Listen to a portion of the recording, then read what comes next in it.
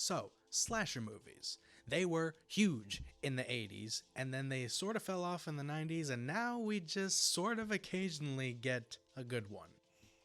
Why exactly? They were pretty fun for their time, so what exactly changed? And could they, conceivably, become trendy again?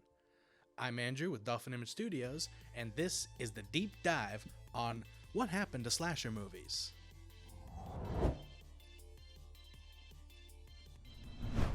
So first, we need to talk about why they thrived. Why they thrived in the 80s. Well, because that was sort of the rise of the home video market.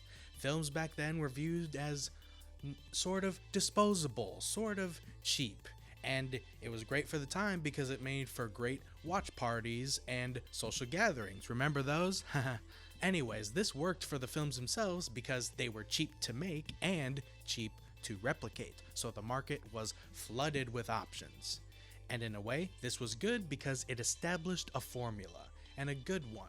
There's a rhythm to a good slasher movie, and when people would get together and watch them, you could easily pick out the parts that were new, the parts that were recycled, and how it worked together in a way that you may or may not have liked. In a way, it was a great mix of the era of its time and the people's preferences of its time as to why slasher movies thrived for a good long while. Now, needless to say, in the past, 30, 40 years of filming, that films have changed. For one, they're expected to be higher quality, much greater production values, much bigger budgets, and more generally serious, more thought out plots. Now, I'm not knocking slasher movies or anything, but they tended to be very cheap and hilariously cheesy. Cheesy to set up some pretty incredible kills, I might add, but cheesy nonetheless.